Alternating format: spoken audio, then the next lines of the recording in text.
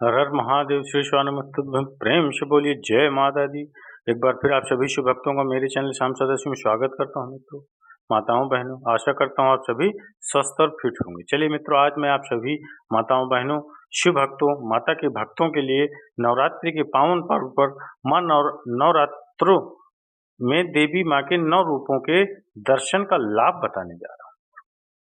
नवरात्रों में माँ देवी के 9 रूपों के दर्शन का क्या लाभ है, तो चलिए माताओं बहनों, इस वीडियो को अंत तक अवश्य देखिएगा, क्योंकि आधा अधूरा दर्शन भी कोई लाभ नहीं देता। इसलिए आप अगर पूरा दर्शन करेंगे, पूरा मनन करेंगे, चिंतन करेंगे, श्रवण करेंगे, तो माँ अम्बा जगदम्बा परम्बा मैया आपके सभी कष्टों को स्वयं हर लेंगी और आपके जीवन में सदैव कल्याण करेंगे। तो चलिए मित्रों, माताओं बहनों, ज़्यादा समय न लेते हुए सुनते हैं, समझते हैं माँ के 9 रूपों के दर्शन के लाभ क्या है हमारे जीवन में।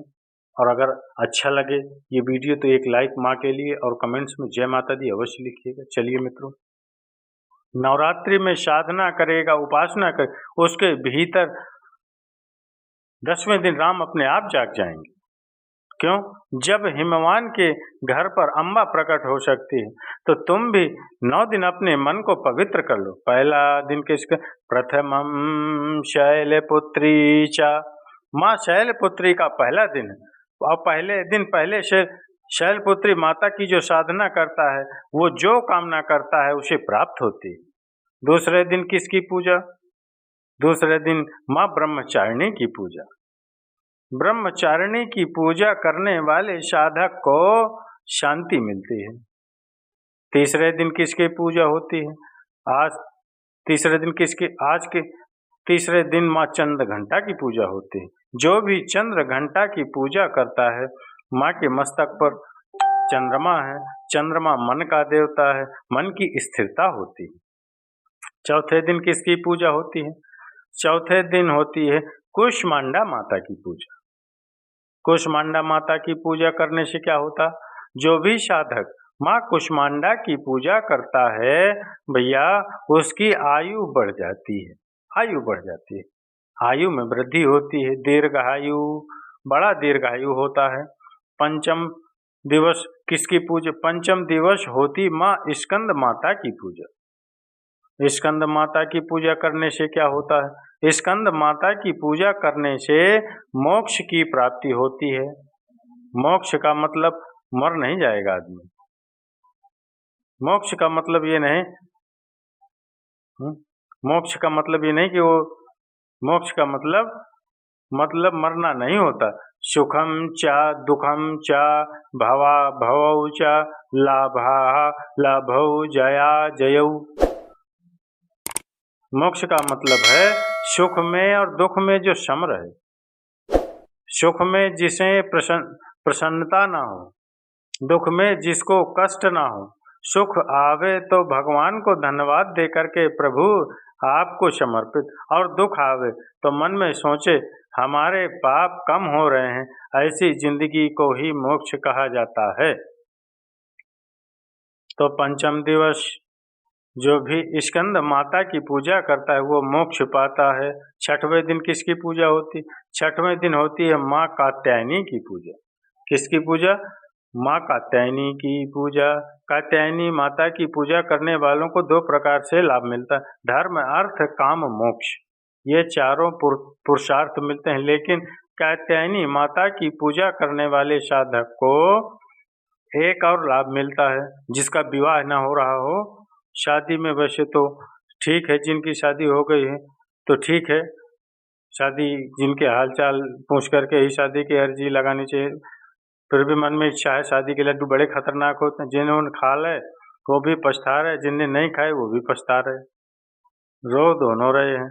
लेकिन फिर भी मन में श्रद्धा है, मंगल काज में बड़ी रुकावट है, तो जो भी छठवें दिन माता कात्यायनी की साधक पूजा करता है, उसके रुके हुए मंगल काज की माता कात्यायनी पूर्ति कर देती हैं।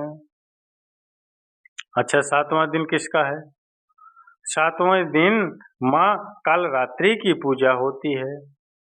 कालरात्रि की पूजा करने से क्या होता है?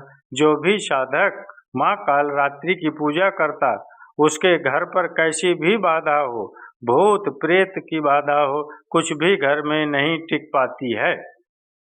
ये कालरात्रि माता की पूजा करने का लाभ है। अच्छा, 8वें दिन किसकी पूजा होती है?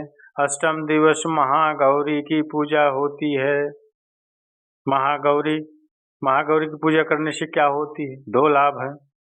एक तो धन का लाभ होता है, दूसरा रूप का लाभ होता है। आकर्षण जिसे प्राप्त करना हो वो महागौरी की पूजा करें।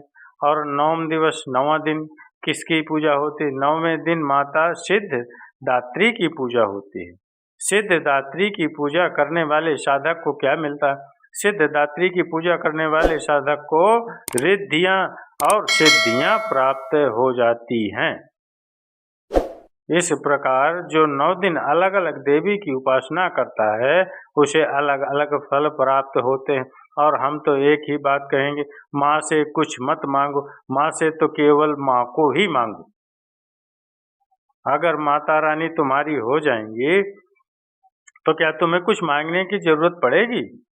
बोलो, सोचो। बैंक अपने बाप का हो जाएगा, एटीएम का क्या करना? जब बैंक अपने बाप का हो जाए तो एटीएम का क्या करना? बना रहे एटीएम, जब बैंक अपने बाप का है। बोलो सीताराम। लेकिन हम लोग इतने खतरनाक लोग हैं, हम लोग पूजा तो करते हैं और आरती गाते, नहीं चाहिए धन और दौलत और ना चांदी ना सोना, माँ हम तो मांगे तेरे मन में एक छोटा सा कोना। और बाद में जैसे ही निकलने लगते हैं प्रणाम करते तो कहते हे माता रानी मकान और बन जावे। महाराज एक आरती है, सभी लोग गाते हैं, बड़े भाव से गाते हैं, भगवान के मंदिर में जाकर के गाते हैं। तन मन धन जो कुछ है स्वामी सब कुछ है तेरा, प्रभु जी सब कुछ है तेरा, तेरा तुझको अर्पण क्या लागे मेरा।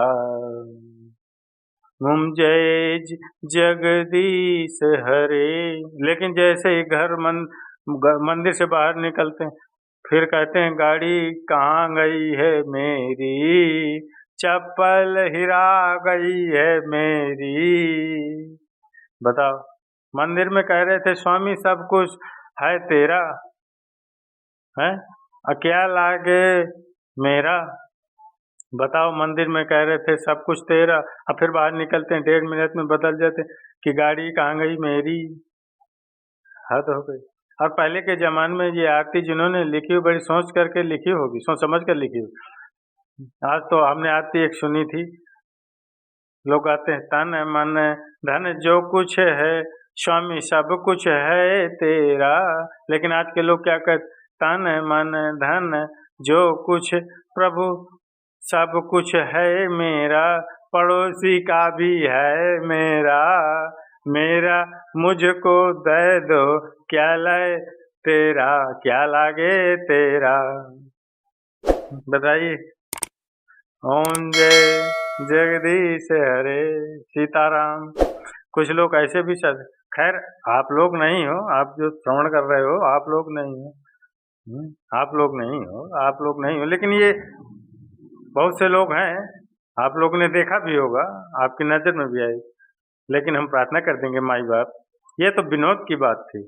बात तो ये है जो हम आपको बताना चाह रहे हैं, माँ के मंदिर में जाकर माँ से कुछ मत मांगो, माँ से मांगो, माँ को ही मांगो। माता रानी के पास जाकर माँ को ही मांग लो। और हमने एक नई बात कही थी, माँ प्रकट कब होंगी? पार्वती माँ जगदम्बा हिमवान के घर पर प्रकट कब हुई? जब हिमवान के घर में मैना है, जिसके मैं ना नहीं है, जिसके मैं नहीं है, जिसके जिंदगी में अहम नहीं, उसके घर पर ही जगदम्बा प्रकट होती है, उसके हृदय में ही जगदम्बा प्रकट होती है। इसलिए माई बाप, 100 की सीधी एक बात, माँ के पास जाओ, श्रद्धालु बनकर के नहीं, माँ का बेटा बनकर के जाओ, बालक बनकर के जाओ। ज्ञानी बनकर के जाओगे फेल हो जाओगे, पंडित बनकर के जाओगे फेल हो जाओगे, आचार्य बन करके जाओगे फेल हो जाओगे, आप बुद्धिमान बन करके जाओगे फेल हो जाओगे, धनवान बन करके जाओगे फेल हो जाओगे, आप ज्ञानवान बन करके जाओगे फेल हो जाओगे। माई बाप, माँ के दरबार में बेटा बन करके जाओगे, हर मैटर में पास हो जाओगे। बेटा बन करके जाओ, बालक बन करके जाओ, जैसे अबोध बालक, नन्हा सा बालक, कुछ नहीं जानता। राजस्थान में एक जगह एक महात्मा गए एक व्यक्ति के घर पर, सीधा साधा आदमी। उसने कहा, महाराज आप हमारे घर पर आओ, हमारी माताजी आपके दर्शन करना चाहती। वो गया, महात्मा गए, सीधे साधे महात्मा भी। तो महात्मा उस सीधे से साधे सज्जन के घर पर पहुंचे तो उस बालक की माताजी दौड़ी दौड़ी आई और तुरंत प्रणाम करके बोली, महाराज आपके खुर लागू। टूटी फूटी मारवाड़ी में कहा, महाराज थारे खुर लागू। तो महात्मा जी बड़े नाराज हो गए। अरे माता जी, खुर नहीं होते, चरण नहीं होते, खुर तो बच्चियों के होते हैं, गायों के होते हैं। हम तो महात्मा हैं, हमारे खुर नहीं चरण। ऐसे नहीं बोला जाता। अगर महात्माओं से तुम खुर बोलोगी नरक जाओगी, नरक। अब भोली भाली माता जी को देखना तो हाथ जोड़कर भोली भाली माता जी बोली, महाराज हमारे भाग में कहाँ नरक लिखा है, ये तो आप जैसे महापुरुषों को ही प्राप्त होता है। माँ आप जैसे महापुरुषों को ही प्राप्त होता है। बताइए, बताओ। महात्मा बहुत हंस गए। इस सीधेपन पर महात्मा हंस गए। जिस प्रकार भोली भाली बातों पर महात्मा अट्टहास करके हंस गए, आप लोग हंस गए। उसी प्रकार जब माता रानी के दरबार में बालक अबोध बन करके जाता है, बेटा बन करके भक्त जाता है, तो माता रानी भी अट्टहास कर करके हंस कर करके बालक को गोद में बैठा लेती है। मेरे माताओं बहनों मित्रों, माँ के पास आकर के अबोध बन जाओ, बालक बन जाओ, माँ के प्रति डूब जाओ। कभी विचार करना, हमारी माँ जिसने जन्म दिए उसने कितना उपकार किया, कितना उपकार नहीं किया। खुद गीले में सोई, तुम्हें सूखे में सुलाया, खुद भूखी रही, तुम्हें भोजन कराया। भाई बेटा और बेटी कितनी भी गाली बकदे, रात के समय में भोजन लेकर के आ जाती, खा लो बेटा। हजारों किलोमीटर दूर रहकर बेटा पर माँ फोन पर पूछती रहती, बेटा ठीक हो, स्वास्थ्य ठीक है, ध्यान रखना अपना। जिस प्रकार संसार की माँ अपने बालक को संकट में देखकर पूरे परमात्मा को याद कर लेती है, हे भगवान बचा लो हमारे भगवान को, हे शंकर जी, हे ब्रह्मा जी, हम ऐसा करेंगे वैसा करेंगे। माई बाप, जिस प्रकार संसार की माँ तुम्हारे लिए हमेशा प्रार्थना करती है, हमेशा तुम्हारी रक्षा के लिए प्रभु से स्तुति करती है, तुम अम्बा के दरबार में बैठे कभी तुम इनके बेटा बन करके देखना, कोई अलाय बलाय अगल बगल नहीं भटकेगी तुम्हारी, कोई अलाय बलाय अगल। ये तो पराम्बा है, जगदम्बा है, जगत जननी है, जगत माता है, ये तो जगत जननी है, ये तो त्रिभुवनेश्वरी है, ये तो सबकी माँ है, विश्व को रचने वाली माँ है, इसलिए इनका नाम अम्बा है। क्या नाम है मित्रों? अम्बा। नाम उमा अंबिका भवानी, सुंदर सहज सुशील सयानी। श्री राम जय राम जय जय राम, श्री राम जय जय राम, श्री राम जय जय राम। श्री राम जय जय राम, श्री राम जय जय राम, श्री राम जय जय राम, श्री राम जय जय राम। जय देवी पूज्य पद कमल तुम्हारे, सुर नर मुनि सब होई सुखारे। शिव पूज्य पद कमल तुम्हारे, सुर नर मुनि सब होई सुखारे। नाम उमा अंबिका भवानी। नाम उमा अंबिका, ये भगवती के नाम जो इस तीर्थ में माँ का हृदय गिरा है। नाम अम्बा पड़ा है, ऐसे ही साधारणतया नहीं पड़ा। अम्बा का मतलब जो जगत की माँ है, जिसने जगत को बनाया है, उन्हीं का नाम अम्बा है। और गुजरात के लोग बड़े भाग्यशाली हैं कि भगवती के पावन तीर्थ में वो लोग हैं। हम लोग भी भाग्यशाली हैं कि हमें अम्बा माँ का दर्शन मिला। एक गब्बर माँ ज्योति का दर्शन है, माँ ज्योति का दर्शन है। तो चलिए मित्रों, मैंने आप सभी शिव भक्तों, माताओं बहनों को, माँ के भक्तों को, माँ के लाडलों को माँ अम्बा जगत जननी भगवती भवानी जगदम्बा की कथा महिमा गुणगान सुनाया।